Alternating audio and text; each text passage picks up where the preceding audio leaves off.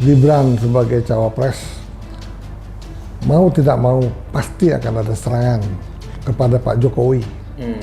Kenapa demikian? Karena Gibran ini adalah putra, mungkin putra yang tersayang dari Pak Jokowi, yang ingin mulai dilatih, mulai menjadi politikus setelah dia menjadi pengusaha, menjadi politikus, dan berhasil sudah menjadi wali kota Solo. Artinya Bu Mega diam berarti marah. Tetapi yang saat ini yang diserang bukan kubu Pak Prabowo, yang diserang adalah Pak Jokowi, di mana mungkin pernah ada hal-hal yang mungkin diupayakan Pak Jokowi pada saat sebelum terjadi pemilu ini. Mengusung Pak Jokowi kan PDIP, jangan salah kan begitu. Publik masih ingat bahwa Presiden Jokowi adalah presidennya PDIP juga, artinya diusung dari PDIP. Apalagi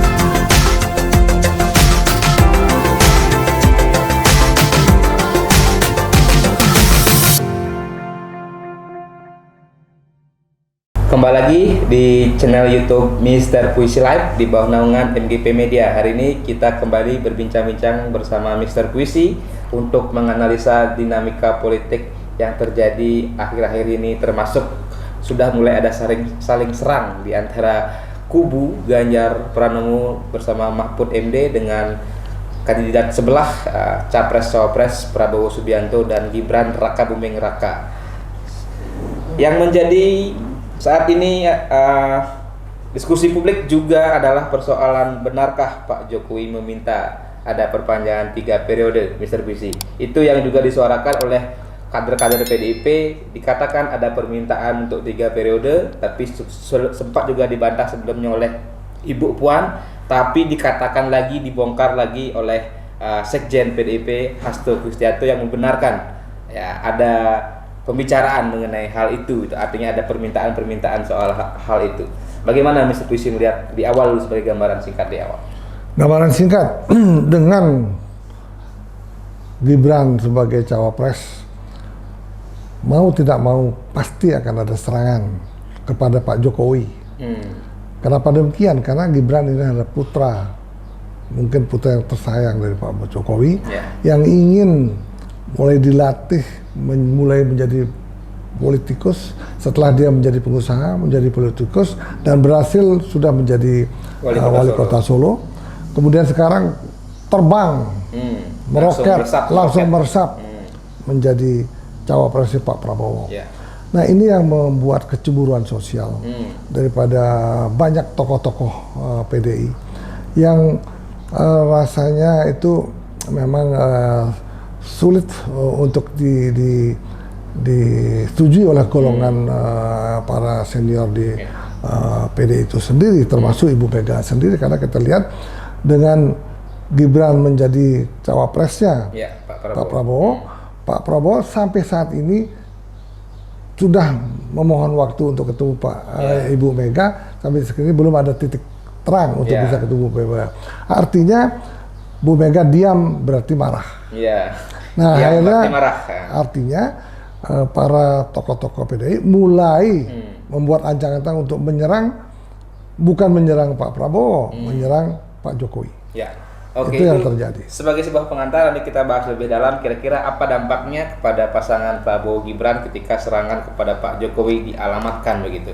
Tapi sebelum lanjut, saya ingatkan untuk jangan lupa subscribe channel YouTube Mr. Puisi Live di bawah naungan MGP Media. Jangan lupa juga like, komen, dan share konten-konten di channel YouTube ini.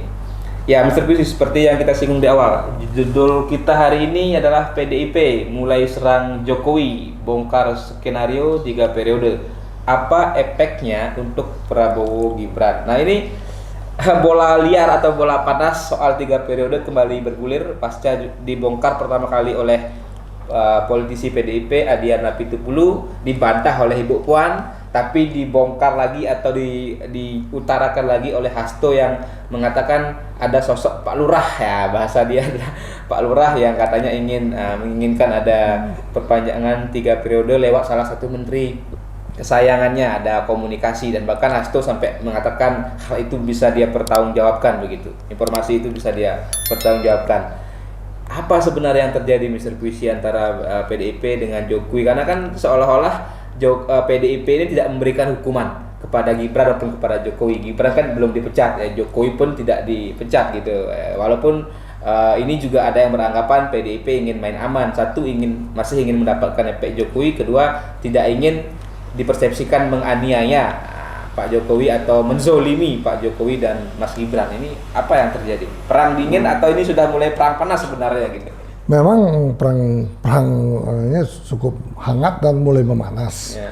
Di mana Pak Prabowo itu seperti yang kita lihat di banyak wawancara di televisi, bahwa Pak Prabowo, timnya juga semuanya mengatakan bahwa apabila ada serangan dia akan lawan dengan senyum manis. Yeah.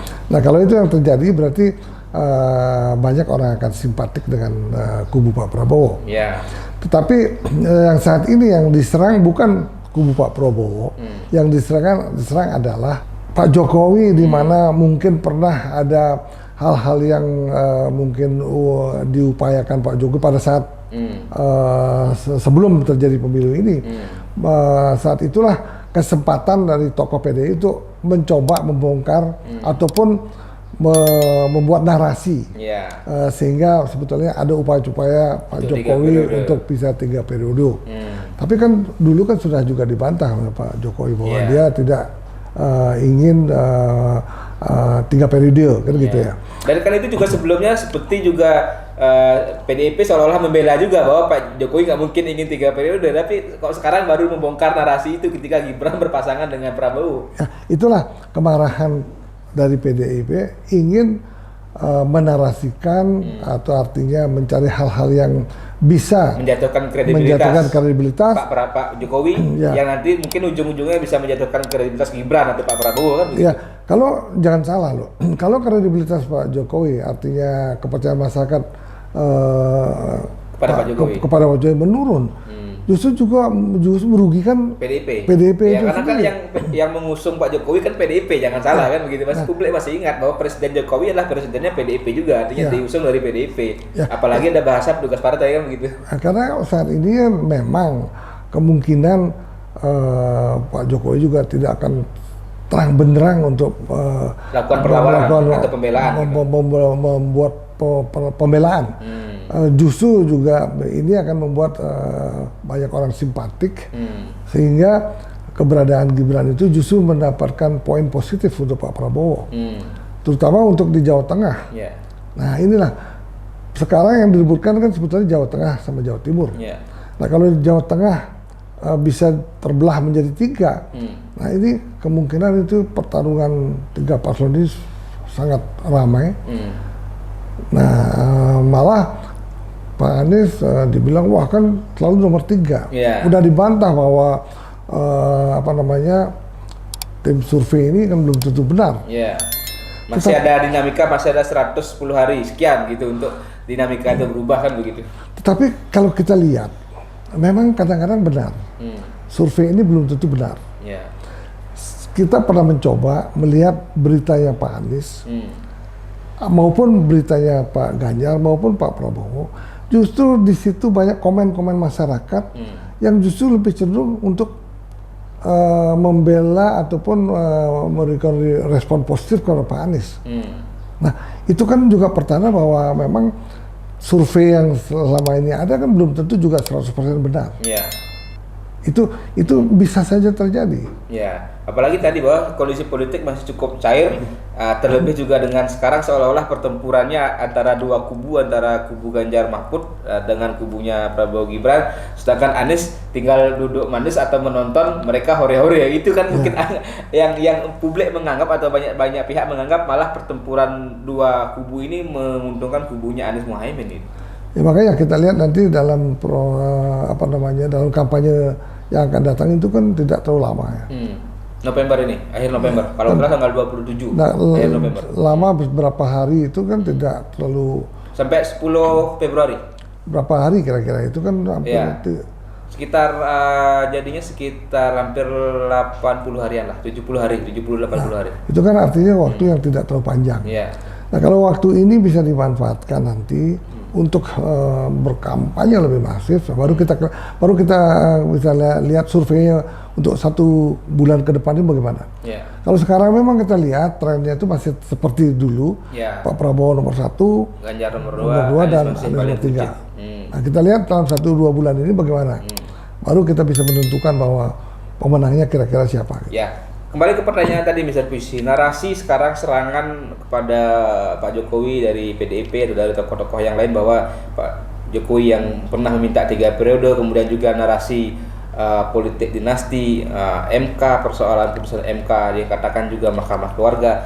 Seberapa besar ini efeknya bisa mendowngrade citra, kredibilitas atau menurunkan suara pasangan Prabowo Gibran? Apakah ngepek atau nggak ngepek gitu?